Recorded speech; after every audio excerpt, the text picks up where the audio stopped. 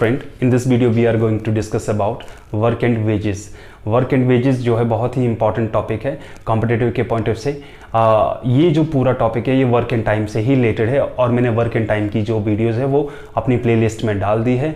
अगर आपने नहीं देखे तो उसमें जाके ज़रूर देखें, क्योंकि पहले वर्क एंड वेजेस को समझने से पहले आपको वर्क एंड टाइम को समझना ज़रूरी है। ठीक है, तो वर्क एंड वेजेस में सिंपल सी बात है कि कोई काम आप करवाते हो, उस काम के बदले जब हम उस पैसा देते हैं उनको वर्कर्स को, तो वो वर्कर जो है उस काम पैसे को अगर टोटल अमाउंट एक साथ उनको दे दिया तो वो अमाउंट जो है आपस में किस तरह से वो शेयर करेंगे, किस तरह से उसको डिवाइड करेंगे।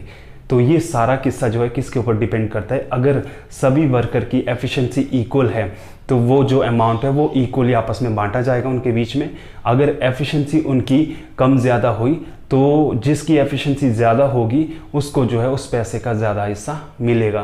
तो इस कॉन्सेप्ट को हम क्वेश्चन के थ्रू ज़्यादा समझेंगे। तो मैंने यहाँ सामने 2 क्वेश्चन लिखे हैं, उनको हम सॉल्व करेंगे, उसके बाद हम नेक्स्ट बढ़ेंगे। तो देखो क्या बोला है, A can do a work in 10 days and we can do the same work in 15 days। ठीक है, फिर से हो रहा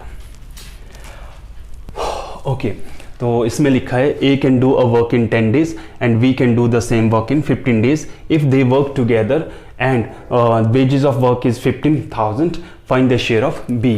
तो सिंपल है, आपके पास दिया है कि ये कोई वर्क है, इस वर्क को ए करता है 10 days में और बी करता है इसको 15 days में। अब उसके बाद बोला कि अगर वो दोनों मिलके इस काम को करते हैं और इस काम के बदले उनको जो है टोटल अमाउंट कितना है, इसका अमाउंट जो है वो कितना है इस वर्क का, वो है 15,000 रुपीज़। तो हमें क्या निकालना है, हमें शेयर ऑफ बी निकालना है। तो सिंपल सी बात है, ये डेज दिए हैं तो मैंने आपको ट्रिक आपको समझाई कि ए लिखो, बी लिखो और इस साइड उनके डेज लिखो। ठीक है, और इसका क्या निकालेंगे हम, एलसीएम निकालेंगे। तो एलसीएम कितना है आपका 30। अब ये 30 जो है हर एक नंबर से यानी 10 से अगर डिवाइड करेंगे तो वो आएगा आपका 3 और 15 से डिवाइड करेंगे तो वो आया 2। ये 3 और 2 आया ए और बी की एफिशिएंसी। तो डायरेक्टली ए रेशो बी कितना बनेगा, वो बनेगा 3:2। किस चीज़ का, ये बना रेशो ऑफ देयर एफिशिएंसी। तो ये रेशो ऑफ देयर एफिशिएंसी जो है वो हमेशा किसके बराबर होगा, रेशो ऑफ देयर शेयर। तो ratio of efficiency is always equal to ratio of their share. तो हमें किसका शेयर पूछा है, बी का। तो बी का शेयर पूछा है तो बी का फाइंड आउट करना हमने कि बी को जो है 15,000 में से कितना दिया गया। तो जाहिर सी बात है जो हिस्सा हमें फाइंड आउट करना है, बी के कितने पार्ट्स हैं, 2 इंटू 15,000, 2 इंटू 15,000 और डिवाइड में कितना हो गया 5 से कैंसिल, ये 3,000। तो आंसर कितना बना आपका 6,000। तो आई होप आपको ये समझ आ गया होगा। नेक्स्ट क्वेश्चन देखो, सेकंड क्वेश्चन में क्या बोला है, इसमें बोला है कि P can do a work in 20 days and Q and R can do the same work in 25 and 30 days respectively. With the help of S, they finish the work in 5 days. Find the share of S if total wages for the work is 83,000। मतलब simple कि ये कोई work है, इस work को अगर P करता है तो वो करता है 20 days में और Q करता है इस काम को 25 days में और R करता है इस काम को 30 days में, राइट। अब आगे बोला है कि with the help of S मतलब अगर इस काम को P plus Q plus R plus S मिलके करेंगे तो ये काम जो है कितने दिन में कंप्लीट होता है, 5 days में। तो ये हो गया आपका 5 days। ठीक है, आगे बोला है कि find the share of S if total wages equal to इतना। इस काम के बदले जो टोटल पैसा कितना दिया जा रहा है 83,000। तो क्या करेंगे, टाइम एंड वर्क की तरह ही P लिखा, Q लिखा, R लिखा, P plus Q plus R plus S, इनके डेज को सामने लिखो, वो है 20, 25, 30 और 5। अब इन सब का क्या लेंगे हम, एलसीएम जो आएगा वो आएगा आपका 300। अब 300 एलसीएम आया तो इसका मतलब 300 को हम हर एक सेट से डिवाइड करेंगे, मतलब 20 से डिवाइड करने से जो है ये कितना बनेगा आपका 15। इसका मतलब P की एफिशिएंसी कितनी आई 15, Q की एफिशिएंसी कितनी आएगी वो आई 12 और R की एफिशिएंसी है वो 10 आई और इन दोनों की इन सब की मिलके कितनी आई वो आई आपकी 60। ठीक है। अब हमें जो है यहाँ देखो P की एफिशिएंसी पता है कि एक दिन में वो 5 यूनिट बनाता है और ये है टोटल वर्क के 300 यूनिट। Q जो है 12 यूनिट बनाता है, R 10 बनाता है, तो S कितना बनाएगा? सिंपल सी बात है, ये टोटल जो 60 है ये चारों के बनाए गए यूनिट्स हैं एक दिन के।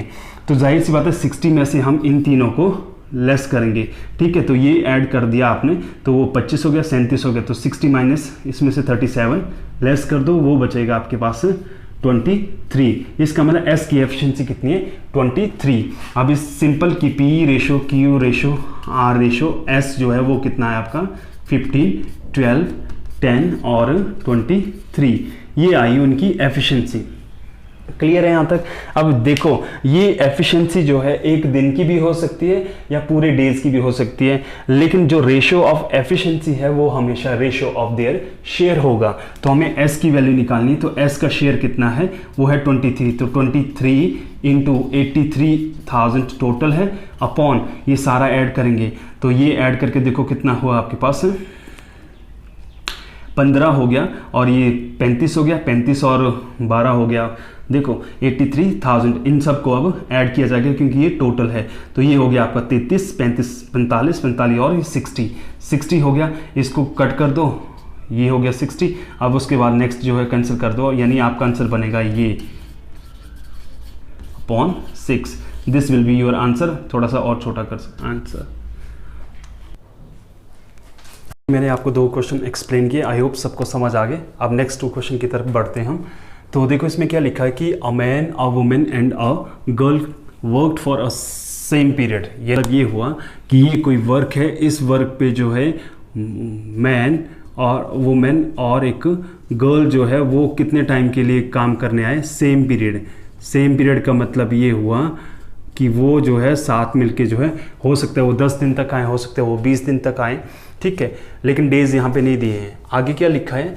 A man is twice efficient. अब एफिशिएंसी की बात की है, तो मतलब मैन जो है वो ट्वाइस एफिशिएंट है किससे? वुमेन से। और उसके बाद लिखा है and women is thrice efficient then girl. तो वुमेन जो है वो किसके बराबर है? थ्राइस जी के बराबर। ये जो मैंने इक्वेट किया, ये किस चीज़ का किया? एफिशिएंसी का। तो एफिशिएंसी का जब इक्वेट हो जाता है तो इसका मतलब रेशो हम फाइंड आउट कर सकते हैं, वो कितना है? 2:1। और यहाँ पे कितना है? W रेशो G कितना बना? 3:1। अब इन दोनों में क्या चीज़ें कॉमन है? इसमें कॉमन है W। अब W अगर कॉमन है तो इसका मतलब वो 2 रेशो आ गए ना, तो मतलब जो कॉमन लेटर है उसकी वैल्यू को भी सेम बनाना पड़ता है। तो यहाँ W की वैल्यू 1 है और यहाँ W की वैल्यू 3 है, सेम नहीं है, तो इसलिए ये 3 से मल्टीप्लाई होगा और ये 1 से। तो 3 से, यानी 3 से मल्टीप्लाई किया तो 6 और ये 3, 1 से वो 3 तो ये 1। ये किसकी एफिशिएंसी आई? ये आई मैन, G और B की। ये एफिशिएंसी आई एक मैन की, ठीक है।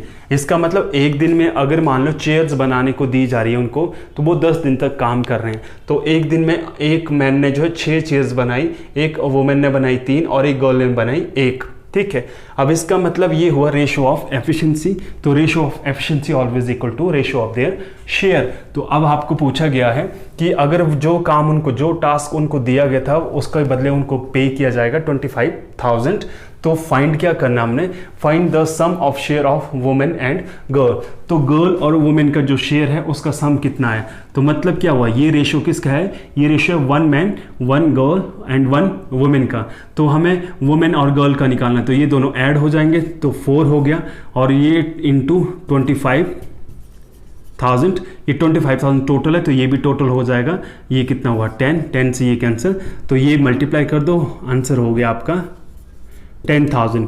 इसका तो अब है क्वेश्चन नंबर सेकंड क्वेश्चन में देखो क्या लिखा है कि 7 मैन, ये कोई वर्क है, इस वर्क को 7 मैन प्लस 4W जो है मिलके करते हैं 5 डेज में, ठीक है। और दूसरा पॉइंट ये लिखा है कि अगर इस काम को 4 मैन प्लस 3W से करवाया जाए तो वो इस काम को 8 डेज में कंप्लीट करते हैं, राइट। तो कल मैंने आपको वर्क एंड टाइम में समझाया था कि जब आपके पास 2 ऐसी इक्वेशन बनेंगी तो D की वैल्यू निकालनी है। तो D की वैल्यू निकालने के लिए क्या करेंगे? ये D लिखा है मैंने ना, तो ये मल्टीप्लाई होगा दोनों सेट। तो 5 से किया तो ये 35M हो गया और ये 20W हो गया।